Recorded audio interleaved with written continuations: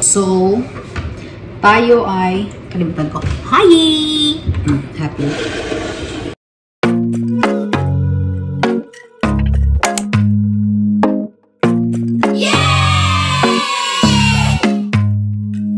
Tayo magluluto ngayon ng capsicum recipe ko. Charas. Mahilig akong gumawa nito noon, guys. Nung magkasama pa kami ni Ate Nalda.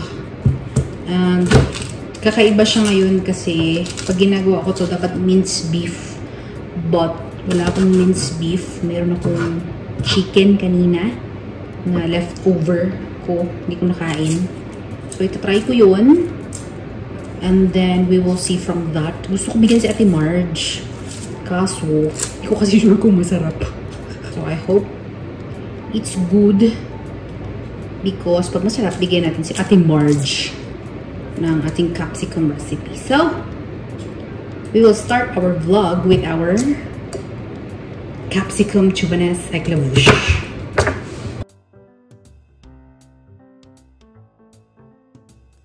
So, nahati ko na yung capsicum ko, guys. Ito yung pinaka-crucial part dapat paghati mo.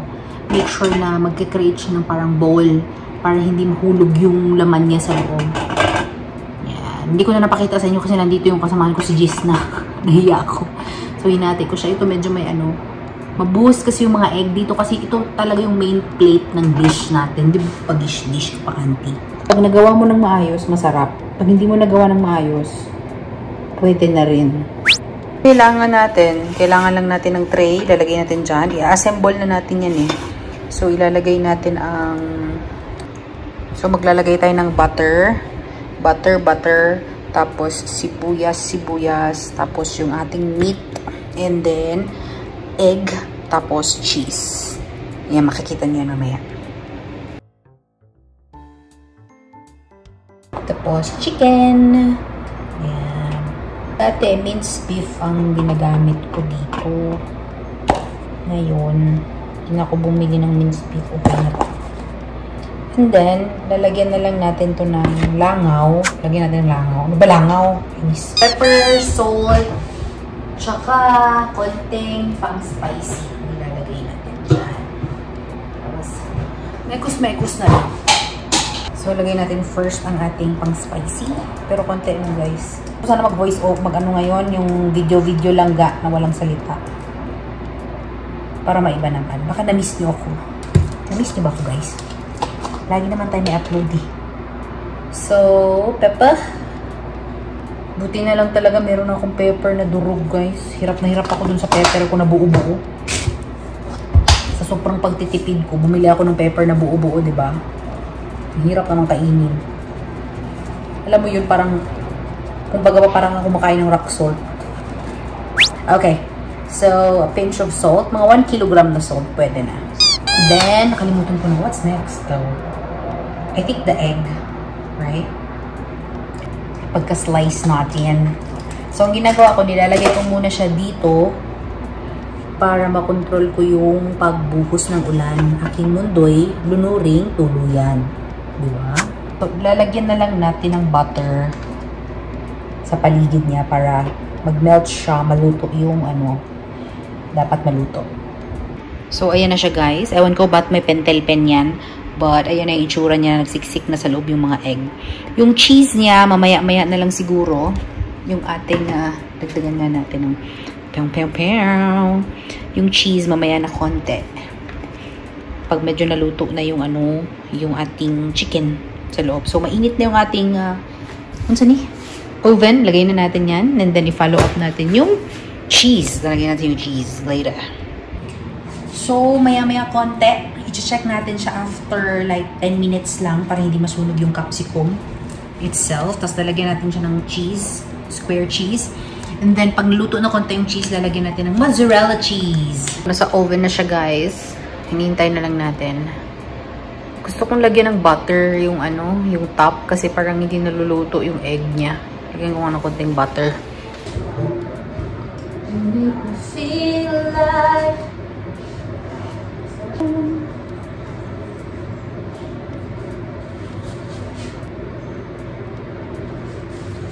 Okay. So, ngayon, lalagyan na natin ng cheese yung top niya kasi luto na yung ating egg. Yung diba? Nom nom! Medyo meron akong mali na nagawa, guys. Kalimutan ko pala. Dapat pala, hindi butter yung nilagay ko. Kasi pag butter, hindi niya maluluto yung mismo mga, dyan. Hindi niya maluluto ang butter. Oil pala, dapat. Nakalimutan ko. Ang tagal ko na itong hindi nagawa. Yes, i-melt na natin yung ating cheeses. Cheeses. Madami.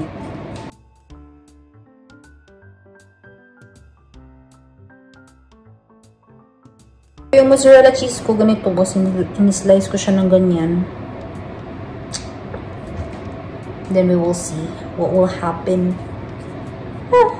Kalimutan ko, dapat pala oil. Dapat ang ginawa ko noon, yung mismong capsicum,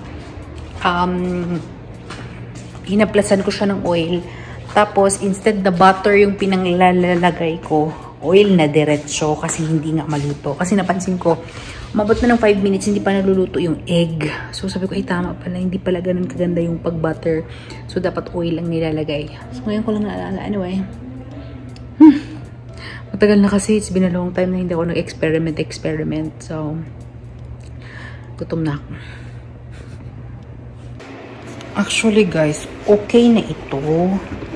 So, ayoko na din siyang ilagay ng sobrang tagal. Kasi pag once, ayan nag-brown na yung mga gilid ng nung need na siya na ilagay ng matagal. So, yung mozzarella cheese is actually, hindi mo na siya kailangan i-on sa heater. Mag-melt na lang yan siya. So, check na natin. Nag-melt na siya, guys. Good. So, tagal siya nag-melt. Usually, kapag yung shredded na mozzarella, mag-melt siya agad kahit walang i-off mo na. Ngayon kasi naka-blocky kasi siya. Hindi siya nag-melt kaagad. Tawag ko kung enough din yung nilagay ko na guys, na salt. Enough din siguro na yun. Ewan ko. Kung ano man ang lasa nun, kainin ko pa. So, tapos na tayo maglaba. Try na natin yung ating capsicum, baked capsicum with something inside. Wow! Na-melt talaga yung cheese. Oh, nice! Na-melt yung cheese ko. Yan yung gusto kong effect ng aking cheese. Nom nom. Medyo naging siya guys, yung parang malambot. Kasi nga, nag-butter pa ako. Tapos mantika pa ako. Sa sunod, pag mantika lang lahat ang nilagay ko, hindi ko din sure kung magiging ganito. But, tikman natin siya. Yung mozzarella, ang cute. Thank you, Lord. Nakalimutan ko dati anong cheese yung ginapanglagay ko.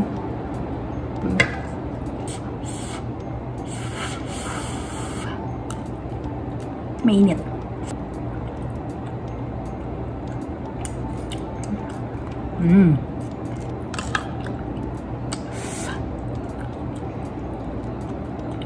Mas masarap pa rin siya pag minced beef. Tapos walang butter. Buka tayo sa sunod. Bigyan natin sa Ate Marge. Alam ko nang gagawin ko sa sunod. The next day. Good morning, guys. You know what? Mag-greet din kaya ako sa inyo ng Arabic. Sabah akhir. Good morning. So, actually kanina pa ako gising.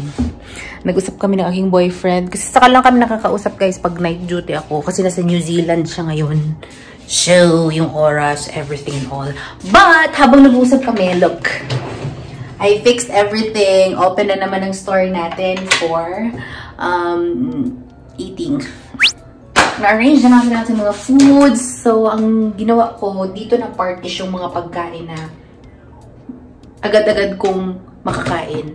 Kasi ito yung part na parang hindi ko muna agad makakain. Like, ito kailangan siyang i-bake, ganyan.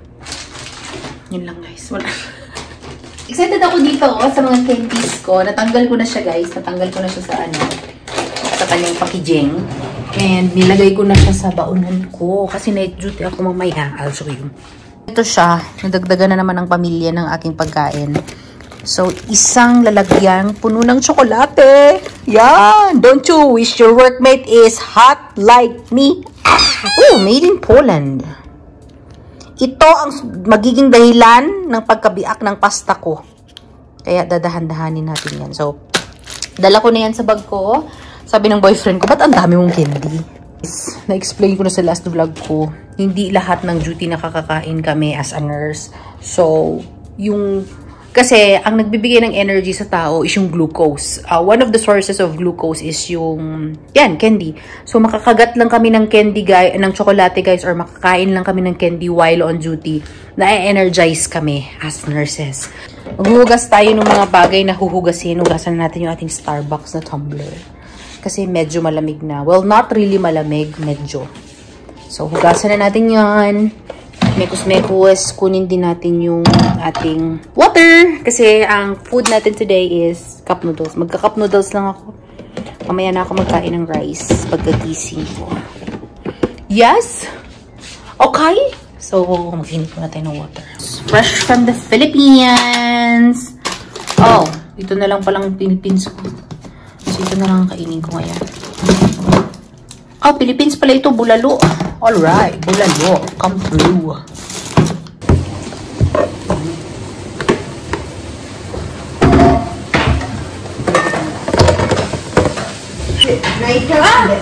You're off now. Hindi si Maya. Kain tayo ng bulalo. Bulalo queen. A few moments later. Tayo ay mga pi. Excited ako magkape, guys, kasi gamitin ko yung bago kong baso, yung Starbucks ko. Yun lang yung rason. Ito po yung kasamahan ko. Ayaw niya mag-take anything. Papayat na daw siya. Single kasi yun siya. Sudani. Diet daw siya. Sabi ko mag-diet din ako. Bukas na ako mag-start. So, my favorite. Tapos, mag-biscuit siguro ako. Yung na-open ko na biscuit. Bigyan ko siya ng candy. Kahit nagda-diet siya, bigyan ko siya ng candy. Coffee mate. Sugar. Coffee. Perfect.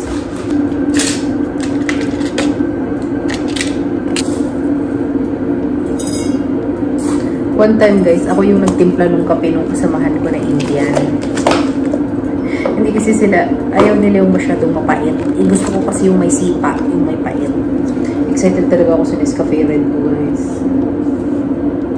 Super excited ako sa aking Nescafe Red. One time, nung nandun ako sa last ko na ospital before ako nag-exit, may Pinay kasi kami na nursing supervisor. Kapag nagtitimpla na yan ako ng kape, Caroline! Sabi niya, ikaw yung nagtitimpla ng kape na! Kasi yung amoy ng Nescafe Red, as in, makonsume talaga ng buo. Kasi katabi ng ward ko yung nursing office. Makonsume yung amoy ng buong ward. Natatawa ako kasi naaamoy niya. Imbis ayaw niya magkape, gusto niya na lang magkape pag naaamoy niya yung kape ko. Bantay lang. Tingnan nga natin kung mag-last talaga siya ng 8 hours, guys. Tingnan nga natin ang katotohanan. So, there you go. Pag Nescafe Red to, amoy na amoy talaga to. A few inches later. So, ipa-flex ko sa inyo ang aming elevator. Dahil ako ay pauwi na from night duty. Flex natin ang elevator natin. Siyempre ang elevator namin. Oh, hello! Ay, ang taba. So, wait, tindol mo na natin. Pauwi na tayo. And it was a good duty, guys. Good duty. Hindi ako malilibusing. Excited ako umuwi kasi pansit yung kakainin ko. Kakain ako ng pansit for my breakfast. Doon na tayo mag-close ng vlog sa labas, guys. Okay? Ang lamig. Ang sarap ng air. So, yun lang. Ano bang update ko? Yung capsicum ko, ulitin ko yon with mantika. Meron pa naman akong isang capsicum na natira. And then, update pala dun sa tumbler ko, napasok ako, guys. Kasi, Akala ko lang butas yung tumbler ko. Tapos tinry ko. Sabi ko, kung ano, baka butasan ko pa. Manuel talaga, saan ka makakita ng tumbler na ako ba magbutas, di ba? Wala talaga ako nagamit ng utak kanina. Tapos dinaretso ko sa bibig ko, mainit. Hindi napaso ako. Yun lang. Ika-close na natin ang ating vlog for today. Bakit may barko? Sa lupa man ako. So, ika-close na natin ating vlog, guys. It was a very good duty. Thank you very much for watching this video. If you're new to my channel, don't forget to subscribe to my channel and like this video. Maraming salamat sa walang sawang panonood, guys. Remember to keep safe all the time and God bless you all, okay? Bye! Masalamat!